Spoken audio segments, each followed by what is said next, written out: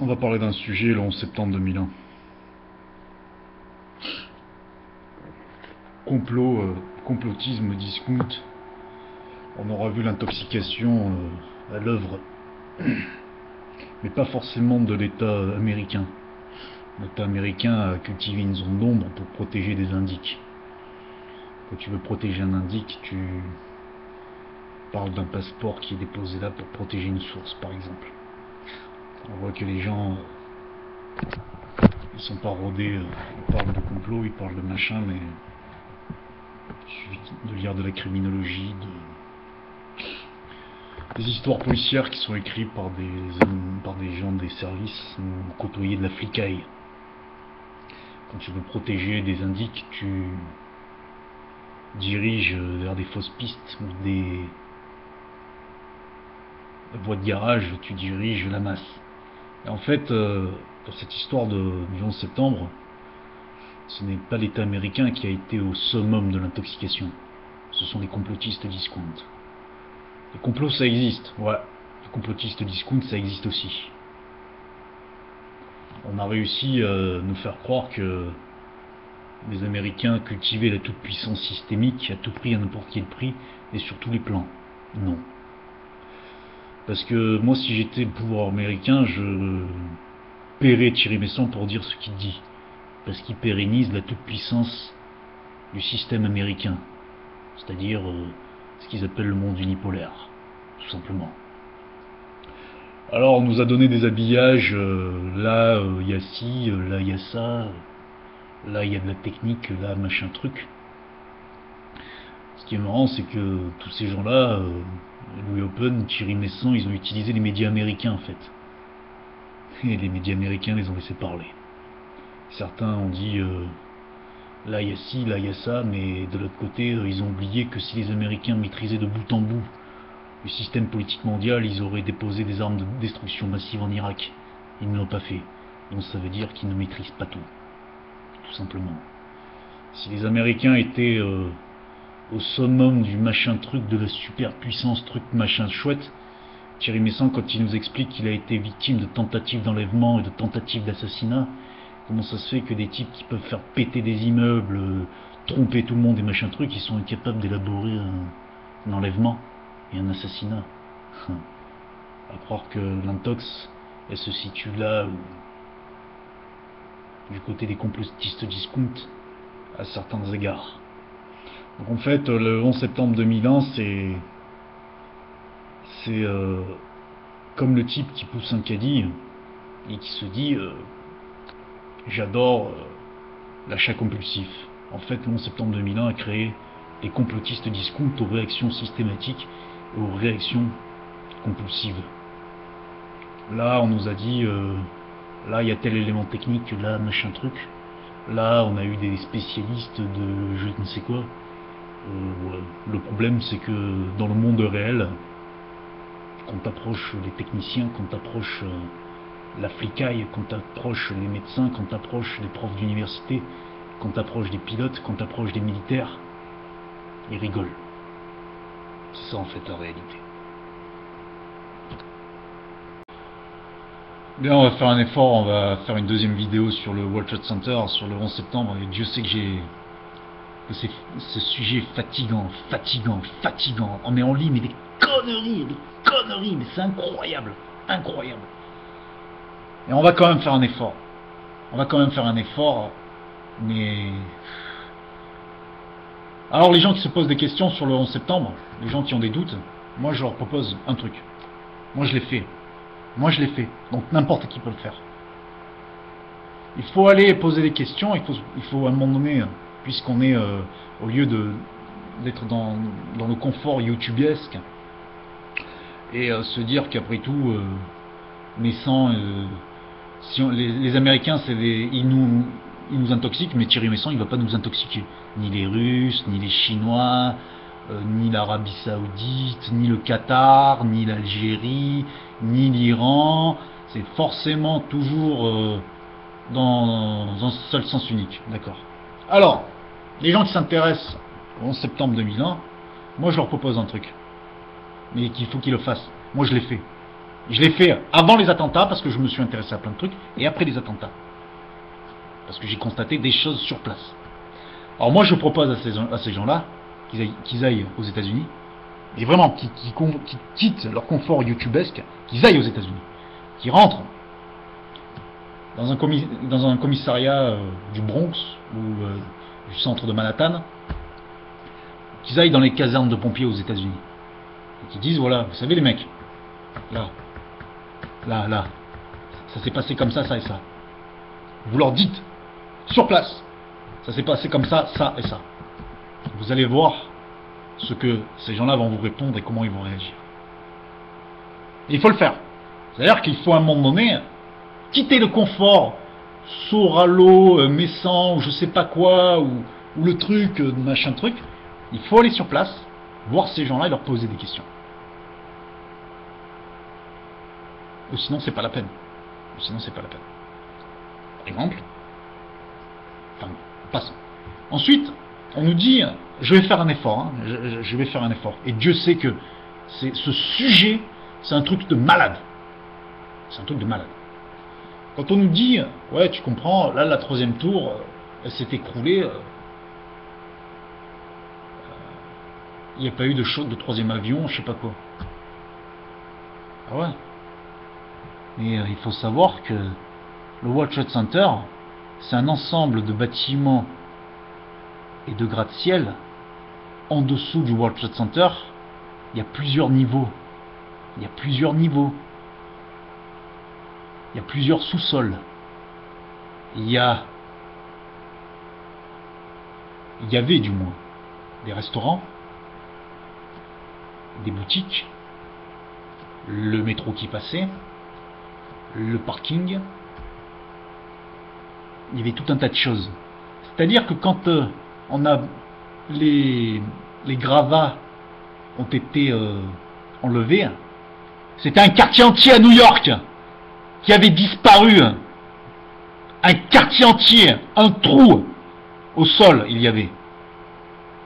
Un trou. Quand tu as 2 immeubles qui tombent, ça fait forcément des dégâts à la base. Suffisamment de dégâts pour que ça soit une secousse sismique de folie qui à un moment donné va déstabiliser tout un pan entier d'un immeuble ou la structure d'un immeuble. Les gens, on est tous des spécialistes, ça y est. On est tous des bons à rien en fait, mais on est tous des spécialistes. Et après on va nous dire, oui mais tu sais là il y a eu des explosifs là, qui ont été placés. Des explosifs qui ont été placés là, tu sais. On va nous faire croire que les types ils ont placé des explosifs sur deux immeubles de 400 mètres, sur des centaines d'étages, ils ont placé des explosifs. Oh, il y a plein de spécialistes. Tu sais là les types ils ont placé des explosifs. Ah ouais? Ils ont placé des explosifs? Qui c'est le responsable de la sécurité du World Trade Center? C'était un mec qui s'appelait John O'Neill. John O'Neill, qui était un ancien responsable du FBI, qui enquêtait sur les réseaux Ben Laden. Il était en désaccord avec la politique de Bush à la fin des années 90, en ce qui concerne le traitement de l'affaire de Ben Laden, qu'il avait démissionné. Il avait prouvé son incorruptibilité. Et maintenant, le type, ensuite, il a été responsable de la sécurité du World Trade Center en 2000 ans. Et il est mort en service commandé. C'est bon, c'est clair? Et le mec, on va nous dire que lui, il est complice pour avoir posé des explosifs. Alors que le type, il était chargé de la sécurité du World Trade Center 24 heures sur 24, avec des sociétés de sécurité publiques et privées. C'est quand même incroyable. C'est quand même incroyable. Ces gens-là qui nous disent, mais tu sais, moi, Thierry Messant, allez enquêter sur Thierry Messant, allez enquêter sur ce que disent les services russes à certains égards. Oui, il y a des zones d'ombre aux États-Unis, bien sûr qu'il y a des zones d'ombre, bien sûr qu'il y a des gros salopards parmi le gouvernement américain. Mais vous croyez que Messant, c'est pas aussi un salopard? Vous croyez que Soral, c'est pas aussi un salopard? Le mec, quelques jours après, il a dit c'est très bien, c'est Ben Laden qui a fait les attentats. Et après, il a changé de fusil d'épaule. Finalement, c'est plus Ben Laden parce que ça paye pas de dire ça dans les médias. Ça paye mieux de dire que c'est les Américains. Ben oui, ça paye mieux puisque tout le monde le gobe. Et ouais, il faut réfléchir à un moment donné. Et puisqu'on a tous des spécialistes de la démolition contrôlée, quand tu poses des explosifs dans un immeuble de démolition contrôlée et que tu as un choc d'un Boeing, ça va un peu déstabiliser le dispositif de mise à feu de ces explosifs qui ont été placés et qui sont ultra sensibles si on commence à les secouer. C'est-à-dire qu'à un moment donné, ça peut le rendre même inopérant si tu mets un coup de pied dans un dispositif de mise à feu. Et mais non, mais les gens, ils racontent, attention, on a des spécialistes, on a le libre machin, on a Soral, on a je sais pas quoi, ils ont pas fait l'armée, ils ont rien fait de leur vie, ils ont rien fait de leur vie en termes, c'est comme si les types, je sais pas quoi. Mais on va écouter des mecs comme ça. Aller à New York et aller poser la question aux pompiers, aller poser la question aux policiers, sur place, aller interroger, pas YouTube, aller poser la question à des gens qui sont sur place. Mais pas qu'on n'attende pas l'information de gens dont on ne sait pas par qui ils sont payés ou par qui ils sont retournés ou autre. On se pose des questions sur le complot du 11 septembre, mais on ne se dit pas, tiens, Messan, peut-être qu'il fait partie de la matrice. Peut-être que Louis Open, ils font aussi partie de la matrice.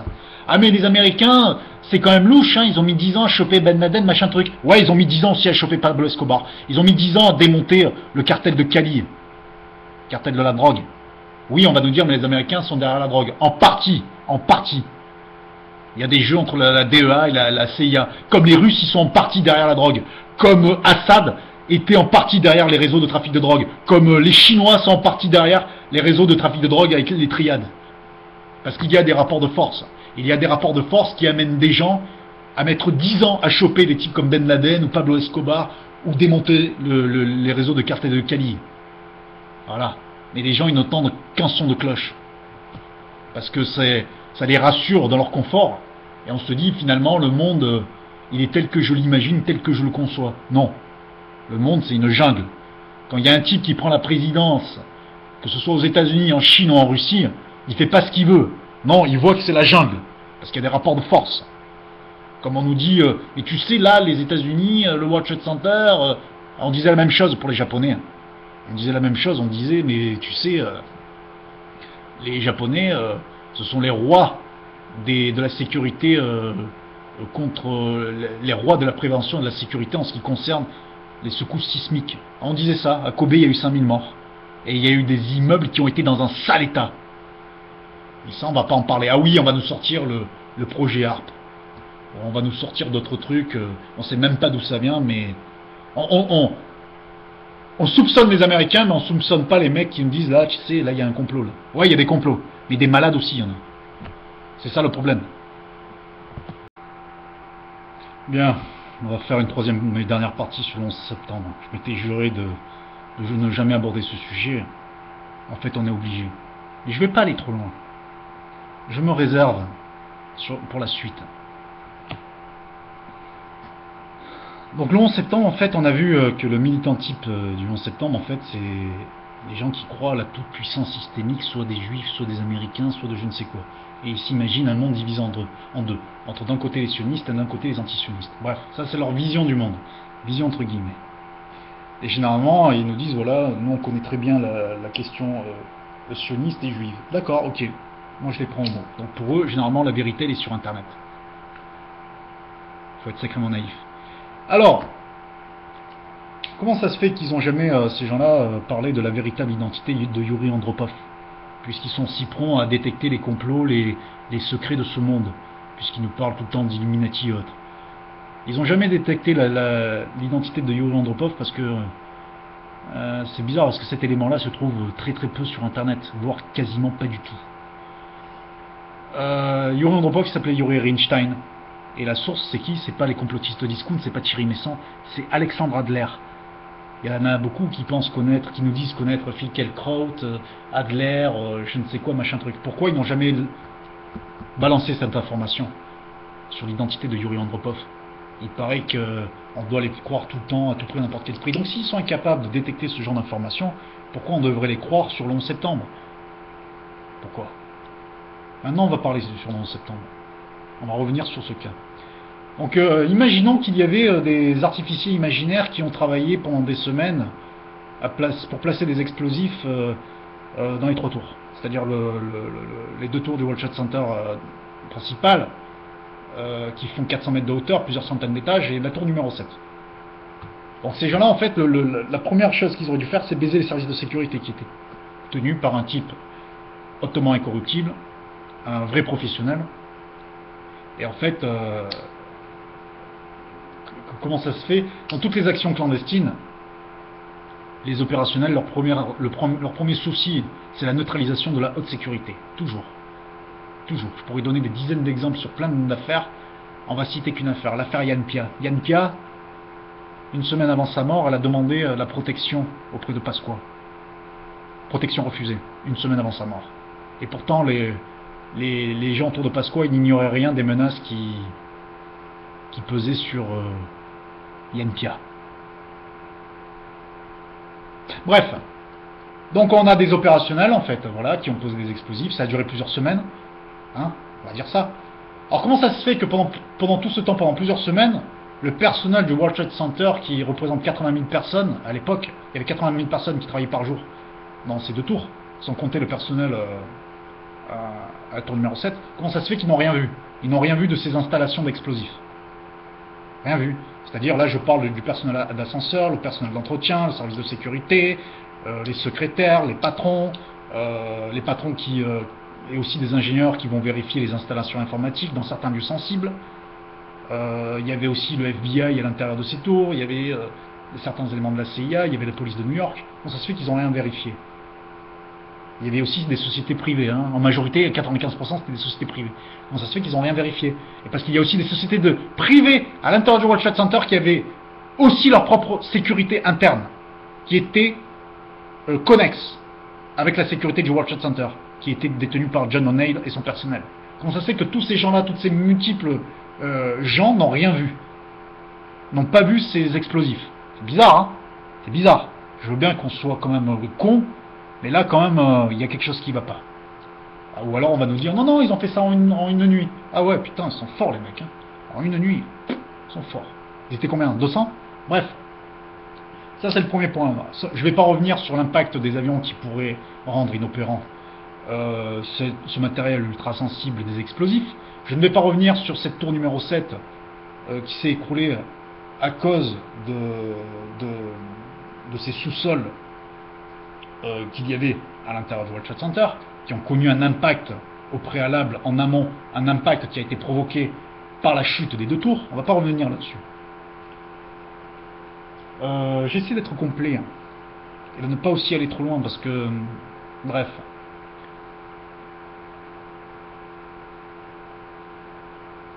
Il y a des gens un auteur soralien qui est arrivé, qui a fait un parallèle entre l'affaire John Fitzgerald Kennedy le 11 septembre, en disant que, grosso modo, c'était les Israéliens, voilà. Le gars, on arrive... Le type, il a travaillé sur la documentation américaine, il a travaillé sur ce qu'on appelle des informations ouvertes, données par les Américains. Tout simplement, hein, le mec, il n'est pas allé sur place pour interroger les gens, non, non. Il a dit, voilà, ce sont les Israéliens, parce que là, il y a ça, là, il y a ça, là, il y a ça, sans se poser la question de savoir qui donnait l'information, et si elle pouvait être éventuellement manipulée, partiellement ou totalement. Bref. Pourquoi ce type-là, ce qui est marrant, c'est que... Pourquoi, dans l'affaire du 11 septembre, il n'y a pas de nom d'agent opérationnel? Pourquoi? Alors, s'il y avait un complot à l'échelle américaine, qui aurait impliqué peut-être 200, 300 personnes, c'est quelque chose de monumental, qui aurait impliqué des centaines de personnes, comment ça se fait qu'on n'a aucun nom d'opérationnel? Alors qu'on va dire, on a les commanditaires, mais on n'a pas les noms d'agents opérationnels. C'est bizarre. Généralement, on a d'abord les noms des agents opérationnels, ensuite les commanditaires. Par contre, sur l'affaire Kennedy, on a des agents, on a des noms de tireurs. Il y avait notamment 1 ou 2 Français. On a des noms de tireurs qui sont sortis. Ilroy, il fait quelques clins d'œil là-dessus. Il parle, on a compris qu'à un moment donné, il fait une allusion à Robert Maheu, qui était là, une jonction entre les équipes des tireurs et la mafia italienne et la CIA. Comment ça se fait que dans l'affaire Kennedy, on a mis 30 ans à sortir des agents, des noms d'opérationnels, mais que ça soit le flou sur les commanditaires, alors que le 11 septembre c'est tout le contraire. On dit ouais, là il y a les commanditaires, parce que là potentiellement il y a ça et ça qui va pas. Et pourquoi on n'a pas de nom d'opérationnel à l'époque d'internet et tout? Pourquoi il n'y a aucun type qui s'est manifesté pour parler? Pourquoi il n'y en a aucun à l'époque d'internet? Pourquoi il n'y a pas un type qui à un moment donné peut parler facilement comme je parle là? C'est bizarre, hein? C'est bizarre. En fait, c'est surtout que, comme disait un auteur français, c'est que les complotistes discountent. C'est la deuxième, ce sont les deuxièmes couches de nuages toxiques qui empêchent de voir la vérité. Alors, un autre message, un détracteur sur ce que je dis à propos du 11 septembre et des complotistes discount. Le bon divergent, ça sert à rien d'envoyer des messages, ça sert à rien de nous expliquer ce qu'on a lu depuis 15 ans. Ça fait 15 ans qu'on vous lit, ça fait 15 ans qu'on supporte vos complotismes discount, ça fait 15 ans qu'on vous laisse dire. Mais ça fait longtemps que tout a été démonté, ça a été démonté, la démolition contrôlée, ça a été démonté, tout a été démonté. Toi aussi, tu vas nous faire croire que les 80 000 personnes dans le World Trade Center, ils n'ont pas vu ces explosifs. John O'Neill, c'était une pipe, c'est ça. John O'Neill, c'était une pipe. Ça sert à rien de nous dire ce qu'on a déjà lu depuis 15 ans, depuis 15 ans. Là, il n'y a pas de conférenciers dissidents pour appuyer le propos. Là, il n'y a pas de meute de clébards qui vont essayer d'étouffer dans l'œuf ce que je dis. Non, fais une vidéo. Il n'y a personne derrière toi, il n'y a rien derrière toi. Il n'y a pas tous ces dissidents. Donc, vas-y, fais une vidéo. Confronte tes idées. Tes idées. Tout ce que tu dis, ça fait 15 ans qu'on l'entend. Judd, il peut pas faire de vidéo, c'est bizarre, hein, il peut écrire 3 milliards de lignes, mais il peut pas faire de vidéo. Il paraît qu'il a pas de micro. J'ai pas de micro, hein, et j'arrive à parler, tu vois.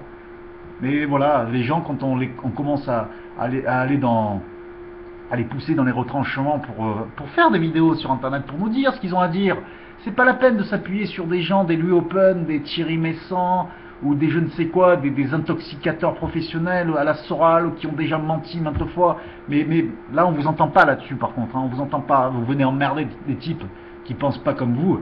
Mais là, les Soral et les Messants, vous allez pas les ennuyer puisque toutes les meutes avec les barres leur tombent dessus. Là, moi, je te dis, fais une vidéo. Tu me sers d'exercice de style. Je m'appuie sur vous pour faire certaines choses. Fais une vidéo, ça me permet de prendre la température. Et bien sûr, je vais te répondre. Et bien sûr, je vais te répondre comme il faut. Judd, il veut pas faire de vidéo, c'est bizarre, hein. C'est bizarre, le gars, il est prêt à écrire 3 milliards de lignes, il est prêt à dire, tu sais, t'es méprisant en disant complotisme discount, mais il est pas prêt à faire une vidéo. Toi, est-ce que t'es prêt, le bon divergent?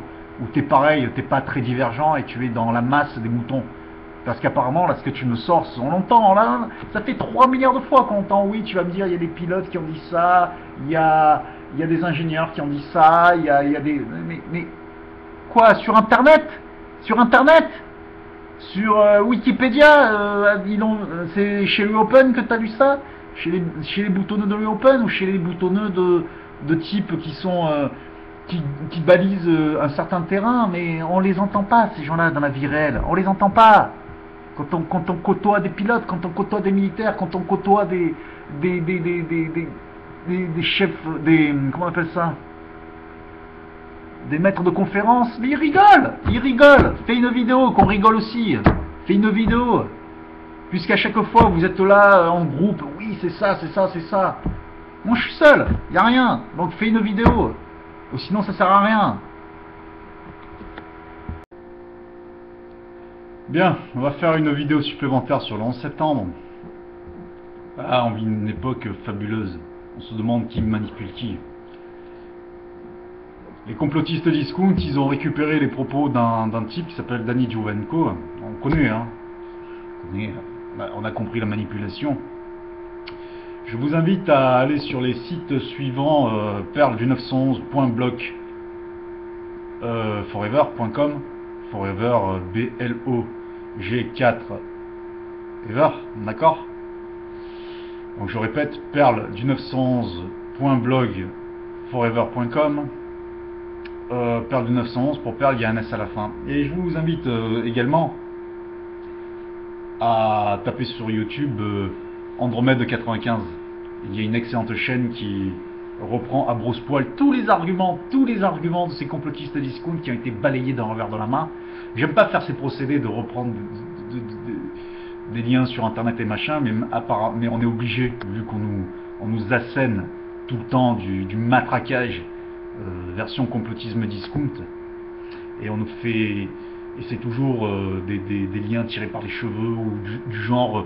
Mais tu sais, tu parles de John O'Neill, mais John O'Neill, il a été, en fait, il a servi de caution. On m'a sorti ça. Il a servi de caution, John O'Neill. Oui, il a servi de caution de Shabbat Goy.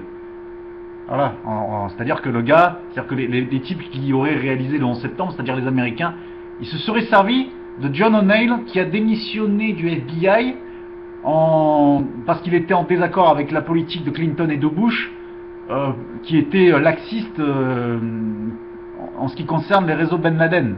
Tu vois, on s'en fout. On est dans l'irrationnel total. Alors, ce Danny Jovenko que l'on présente comme un expert en démolition contrôlée, il a fait une interview qui était reprise allègrement et qui concernait le World Trade Center, le bâtiment numéro 7. On voit les questions fermées et orientées de l'intervieweur qui essaye de faire dire à Danny Jovenko ce que le type va entendre. Et comme ça a été très bien repris par certains sites, à un moment donné, Danny Jovenko il dit mais c'est une discussion de comptoir. C'est une discussion de comptoir, j'ai pas tous les plans, je suis pas sur place. À un moment donné il dit il n'y a pas eu d'explosif.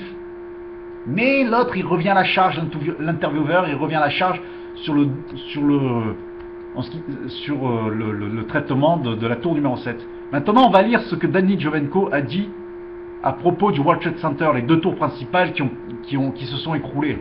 Et certains nous disent qu'il y a eu des explosifs qui ont été placés à chaque étage. Écoutez bien ce que Danny Jovenko il raconte. Vous savez, l'expert en démolition contrôlée qui a été repris par toute la sphère complotiste discount. Écoutez bien ce qu'il dit à propos des deux tours.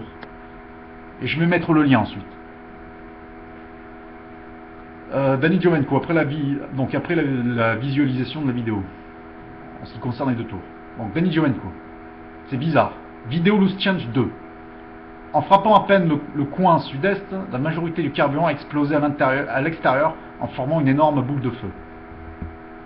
Vidéo Loose Change. Pourtant cette tour s'effondre en premier alors que la tour nord a été frappée en plein milieu et avait déjà pris feu pendant 18 minutes de plus. Danny Jovenko. La tour numéro 1 du World Trade Center s'est écrasée dans un endroit plus favorable, c'est-à-dire davantage au centre. Et concernant le poids de la partie supérieure. L'intervieweur. Donc il est logique que la deuxième tour s'effondre d'abord. Bien sûr, vous voyez clairement que la première tour a été frappée plus haut. Donc elle s'est effondrée en premier parce qu'il y avait moins de poids à supporter. C'est le b.a.-ba du métier de la démolition contrôlée. Vous devez utiliser le propre poids du bâtiment. Intervieweur. Jovenko voit un autre signe de non-usage explosif. La tour s'effondre depuis le haut. Danny Jovenko. Si ça avait été avec des explosifs, elle se serait effondrée depuis le bas. Il est évident que les charges explosives doivent être placées au bas de la tour. Intervieweur. Et ça aurait commencé par le bas? Oui, c'est comme ça que vous utilisez tout le poids. C'est optimal pour en faire sauter le moins possible. Intervieweur. Mais la tour s'effondre depuis le haut. Danny Jovenko. Elle s'est effondrée exactement à l'endroit où l'avion l'a frappée et incendiée. Vidéo Loose Change 2. 29 minutes plus tard, la tour nord fait de même en s'effondrant en 10 secondes environ. Intervieweur. La théorie du complot suppose que les explosions ont commencé par le haut. Jovenko répond que c'est impossible. Danny Jovenko, il répond, il ne pouvait pas y avoir d'explosifs. En raison du gigantesque incendie. S'il y en avait eu, ils auraient déjà brûlé. De surcroît, les détonateurs auraient déclenché à 320 degrés Celsius. Donc plus tôt. La vidéo Loose Change 2. Sur toutes les vidéos des effondrements, on peut voir des explosions surgissant de bâtiments 20 à 30 étages ci-dessous du front d'effondrement. L'intervieweur. Là où des théoriciens du complot voient des explosions, Jovenko voit autre chose qui peut expliquer la rapidité de l'effondrement. Danny Jovenko. Il dit, vous voyez aussi en quelque sorte les boulons jaillir à chaque fois. Donc ensuite, la vidéo Loose Change 2, elle dit dans sa vidéo qu'il y a des explosions là et là. Danny Jovenko, il dit, il y avait un noyau très résistant. Et les poutres étaient longues et jointes pour former une colonne de 410 mètres. L'énergie est très inégale. Chaque colonne verticale doit supporter un certain poids à un moment légèrement différent de son voisin, pour ainsi dire. Elle ne peut pas le supporter. Soit elle rompt en morceaux, dans toute sa longueur, boulon et tout le reste, il est tombé en bloc jusqu'en bas. Et la structure latérale, bien que conçue pour résister aux sollicitations du vent, a été soufflée vers l'extérieur. Vidéo Loose Change 2. Et nous avons commencé à courir, boum boum boum, étage par étage. Ça a commencé à faire du bruit, c'est comme si elles avaient explosé. Ouais, explosé. On sortait du bâtiment, boum boum boum. Danny Jovenko, il le dit lui-même, ça a tout simplement lâché, à chaque niveau, le poids était trop important. Intervieweur, mais il a dit que c'était comme si. Danny Jovenko, il dit, ça en avait l'apparence, mais ne me dites pas qu'ils ont mis des explosifs à chacun des 100 étages, c'est impossible. L'intervieweur, mais pourquoi pas? Danny Giovenko, bien sûr que non. L'intervieweur, vous ne ferez pas comme ça? Danny Giovenko, cela prendra 1 an. L'intervieweur, 1 an pour placer tous ces explosifs, Danny Giovenko, et les préparer et les connecter avec tous les câbles à fixer. Voilà. Voilà. Voilà comment ces complotistes discount, ils vont occulter les propos de ce type à propos de ces 2 tours du World Trade Center. Les principales tours qui se sont écrasées. Et donc, au final, on voit que Danny Giovenko nie intégralement qu'il y a eu des explosifs au sein des 2 tours du World Trade Center, des 2 premières tours. Quant à la tour numéro 7, écoutez bien l'interview et écoutez bien, à un moment donné, Danny Giovenko, il explique que c'est une discussion de comptoir. Il avoue qu'il n'a pas tous les plans en main, qu'il n'a pas toutes les visualisations précises. Et l'intervieweur revient à la charge en présentant des plans, en traçant des plans sur la comète. Mais le gars, voilà, ils ont dû interroger 10 experts en démolition contrôlée, et puis ils ont gardé l'interview où le type était qui était le plus déstabilisé, c'est tout quoi.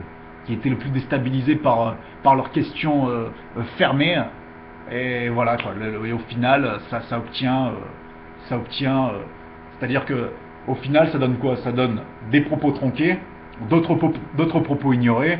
Et puis voilà quoi. C'est comme ça qu'on manipule les gens. Et il y en a d'autres qui récupèrent ça et qui se font passer pour des experts en démolition contrôlée, en génie civil, en génie mécanique. Et puis voilà quoi. Et continuez vos investigations sur ce Larry Silverstein, sur ce Danny Giovenko, sur le fait que certains disent que toutes les boîtes noires n'ont pas été retrouvées, qu'il n'y a pas eu de carcasse d'avion au Pentagone, qu'il n'y a pas eu ci, qu'il n'y a pas eu ça.